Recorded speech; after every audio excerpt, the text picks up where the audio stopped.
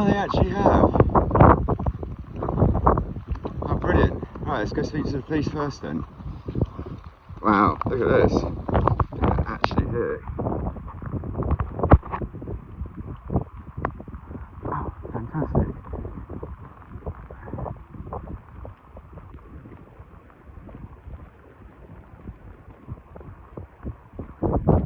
Right. Yeah.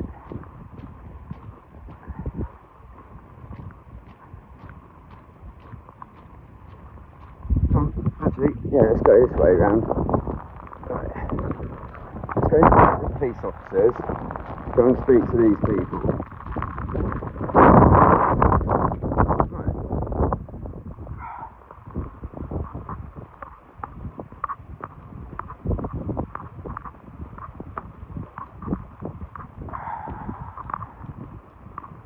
Wow, this couldn't have worked out any better. So, now proved that, well, they're either intimidating me as the police. Hopefully they'll send the police officers to actually speak to them about putting them in a safeguarding place.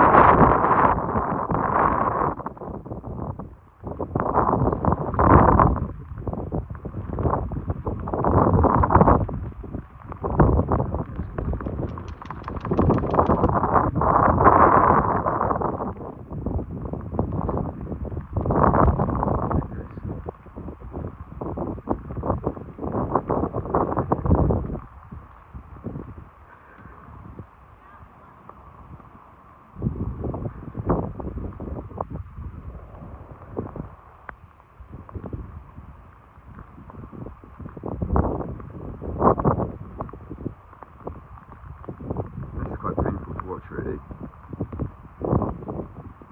Oh, this is going to have been... Wow.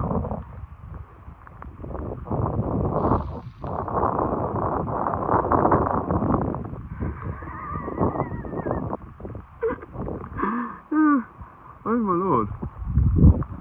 Wow. Did I let them know yet?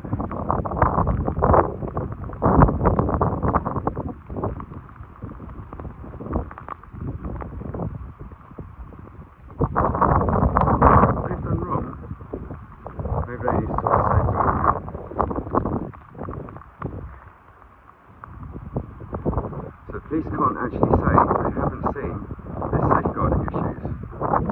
This is incredible.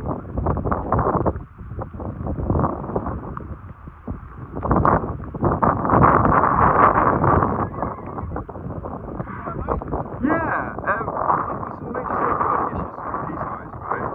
Right, so where they're parking here, NSPCC are involved.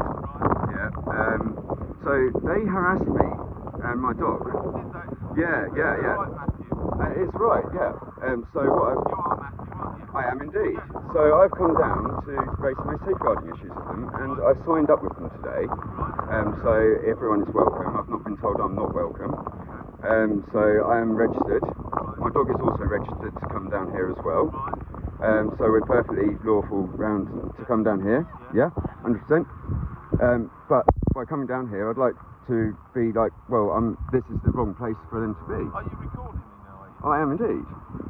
Under section 32 of the Criminal Justice Act 1972. Okay. Yeah?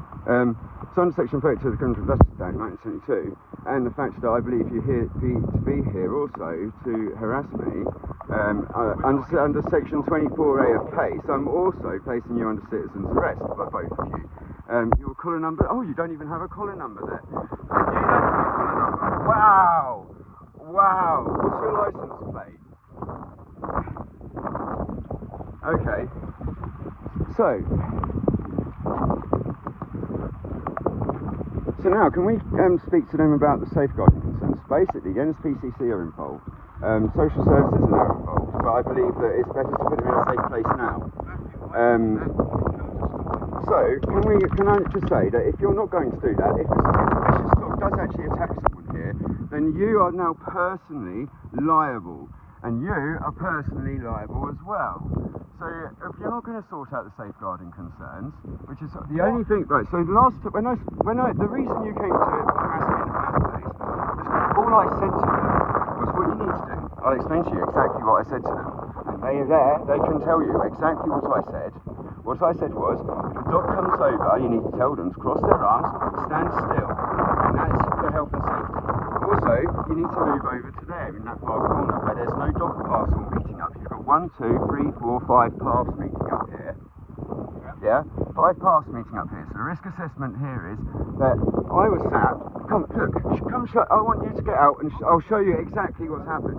Please. You've made the effort to come all the way down here. Made the effort to come all the way down here. Please get out of the vehicle and I'll show you around and explain to you exactly what happened, please. No, only if there's a sign saying that dogs have to be on lead. There's no notice. I was in a private place. This is what I'm trying to show you. I will show you where I was sitting. There was other dogs off the lead as well the week after. Yeah,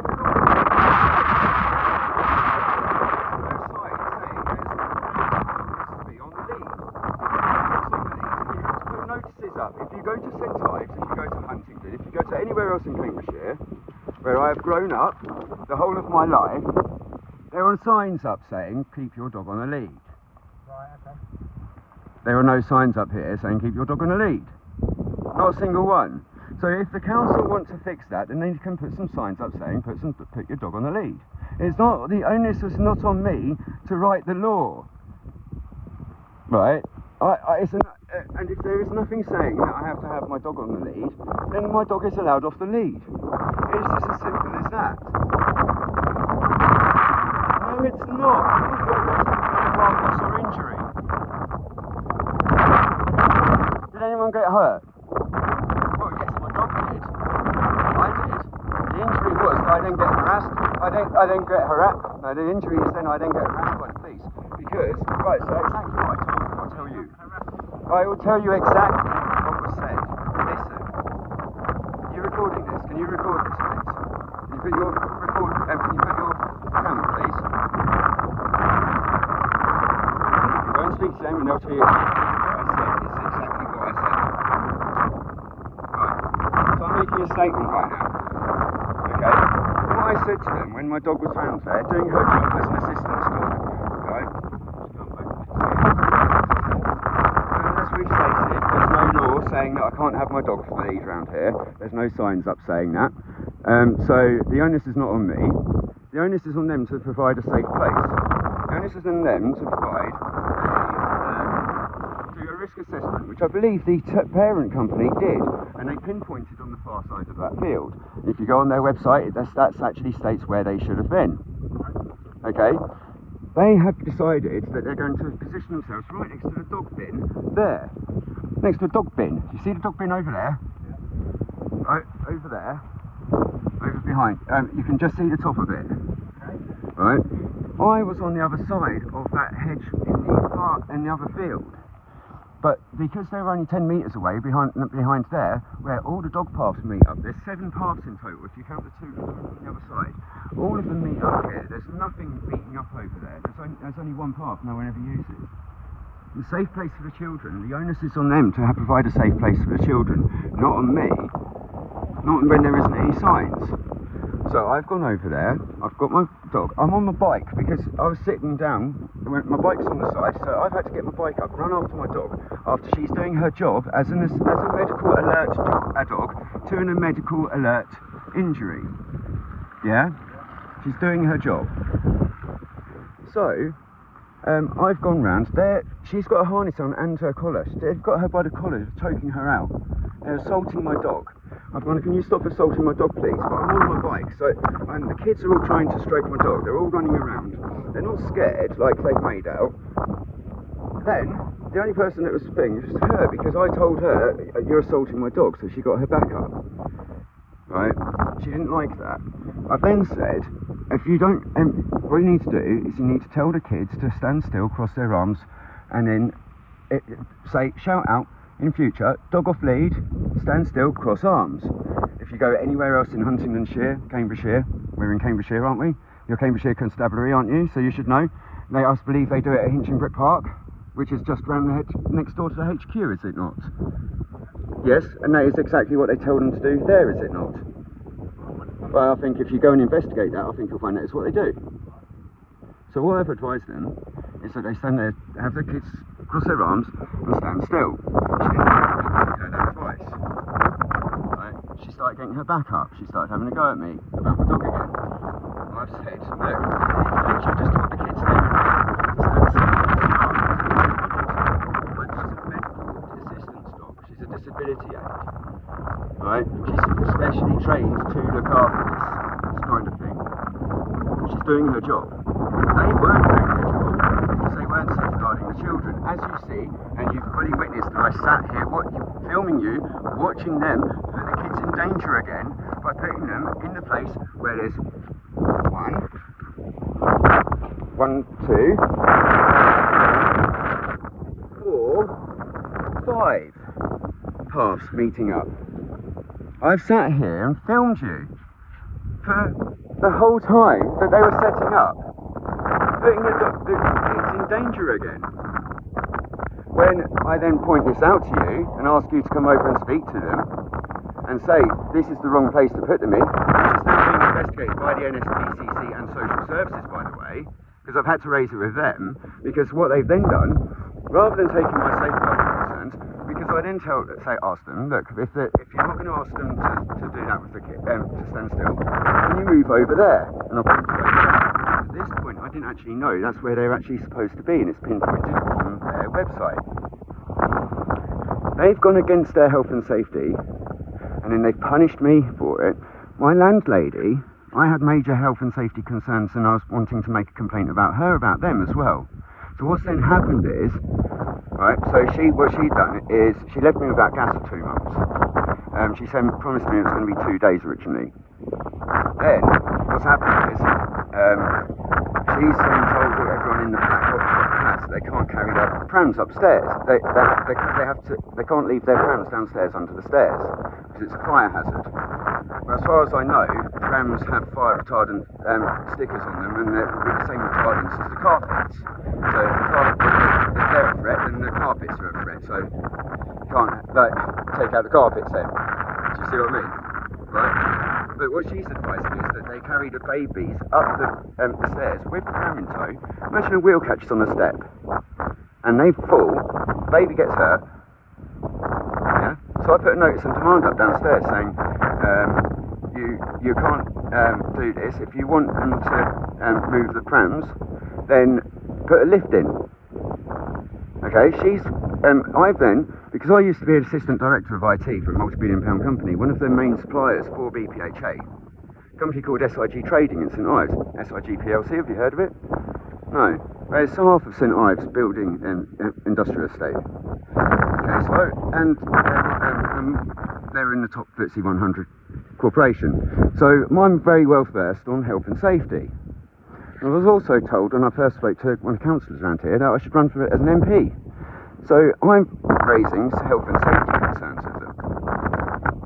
Right? I'm doing the job that I'm preparing myself for, and I'm actually trying to enact some change without there and then, because it's a problem that needs to be sorted out there and then. It's a health and safety issue. Imagine if it was a dangerous dog and not my dog.